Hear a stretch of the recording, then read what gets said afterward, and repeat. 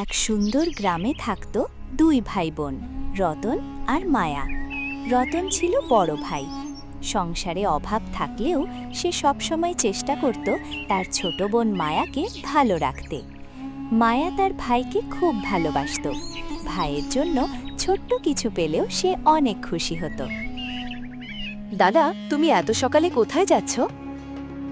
কাজে যাচ্ছি রে মায়া, আজ একটু বেশি কাজ আছে, তুই মায়ের সঙ্গে থাকিস।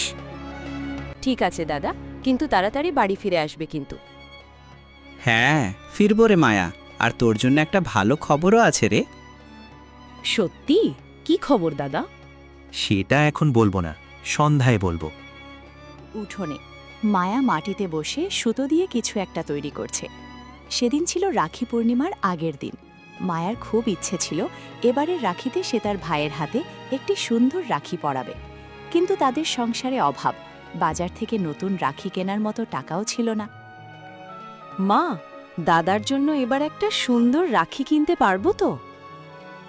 ইচ্ছে তো আমারও আছে রে মা, কিন্তু ঘরে এখন টাকা নেই।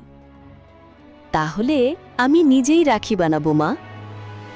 তুই কি পারবি রে মায়া? অবশ্যই পারবো মা, নিজের হাতে বানানো রাখি তো আরও আপন হবে। মায়া পুরনো রঙিন সুতো নিয়ে রাখি বানাতে শুরু করে। অনেক যত্ন করে মায়া একটি ছোট্ট রাখি বানাল। রাখিটা খুব দামি ছিল না, কিন্তু তার ভালোবাসা ছিল অমূল্য। অন্যদিকে গ্রামের একটি ছোট রাস্তার পাশে রতন কাজ করছে, এবং রতনও তার বোনের জন্য কিছু কিনতে চেয়েছিল, কিন্তু তার কাছেও টাকা ছিল খুব কম। মায়া তো প্রতিবার আমার জন্য কিছু না কিছু করে, এবার আমিও ওকে একটা উপহার দেব। রতন নিজের পকেট দেখে এবং কিছু সামান্য টাকা পায়। এই সামান্য টাকা দিয়ে কী বা কিনব? যাই হোক, মায়ার মুখে হাসি দেখার জন্য যতটুকু পারি করব। তারপর রতন হরিদাসের দোকানে যায়। হরিদাস কাকা, এই টাকায় আমার বোনের জন্য কিছু পাওয়া যাবে? কি কিনবি রে রতন? রাখির উপহার, খুব বেশি দামি কিছু লাগবে না। দেখো, এই ছোট্ট জিনিসটা নিতে পারিস। হরিদাস কাকা একটি ছোট উপহার রতনের হাতে দেন। এটা ঠিক আছে কাকা, মায়া খুশি হবে তো? ভাই বোনের ভালোবাসায় জিনিসের দাম দেখা হয় না রে। রতন উপহার নিয়ে বাড়ির দিকে চলে যায়। অবশেষে রাখির দিন এলো। মায়া সকাল থেকেই তার ভাইয়ের জন্য অপেক্ষা করছিল। রতন বাড়িতে ফিরতেই মায়া দৌড়ে তার কাছে গেল। দাদা, তুমি এসেছ? হ্যাঁ রে বোন, তোর জন্যই তো এত তাড়াতাড়ি ফিরলাম। দাদা, আগে তুমি এখানে বসো। রতন বসে, আর মায়া নিজের হাতে বানানো রাখিটি বের করে। দাদা, এবার আমি তোমার জন্য নিজের হাতেই রাখি বানিয়েছি। নিজের হাতেই রাখি বানিয়ে নিয়েছো তুমি? হ্যাঁ দাদা, খুব দামি নয়, কিন্তু অনেক ভালোবাসা দিয়ে বানিয়েছি। মায়া, এই রাখির চেয়ে দামি জিনিস আমার কাছে আর কিছু হতে পারে না রে। তারপর মায়া তার ভাইয়ের হাতে রাখি বাঁধে।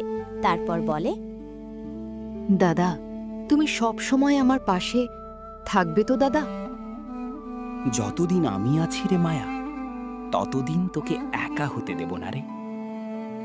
তারপর রতন নিজের ছোট উপহারটি মায়ার হাতে দেয়। আর এটা তোর জন্য একটা ছোট্ট উপহার রে মায়া। আমার জন্য? হ্যাঁ রে মায়া, এটা তোমার জন্যই। খুব ছোট একটা উপহার মায়াকে দিলে মায়া উপহারটি হাতে নিয়ে আবেগী হয়ে ওঠে। দাদা, তুমি নিজের জন্য কিছু না কিনে আমার জন্য কিনেছো কেন দাদা? তুমি খুশি হলেই আমার সবচেয়ে বড় আনন্দ। দাদা, তোমার মতো ভাই পেয়ে আমি খুব ভাগ্যবান। কিন্তু সেই আনন্দ বেশিক্ষণ স্থায়ী হল না।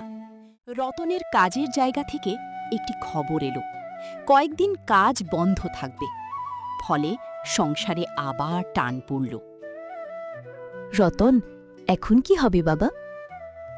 তুমি চিন্তা করো না মা, আমি অন্য কোনো কাজ খুঁজে নেব। দাদা, তুমি আমার জন্য এত চিন্তা করো কেন? কারণ তুমি শুধু আমার বোন নও রে, তুমি আমার অনেক বড় একটা দায়িত্ব রে বোন।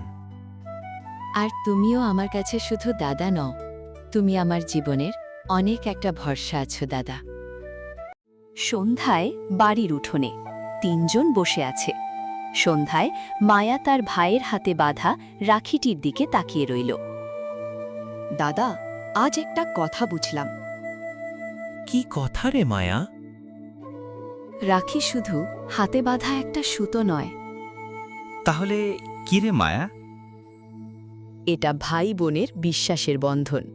ভাই যেমন বোনকে রক্ষা করে, তেমন বোনও ভাইয়ের সুখ দুঃখেও পাশে থাকে। ঠিক বলেছ রে মায়া। এই রাখির সম্মান আমি সব সময় রাখব দাদা। আর আমিও তোমার বিশ্বাসের সম্মান রাখব রে বোন।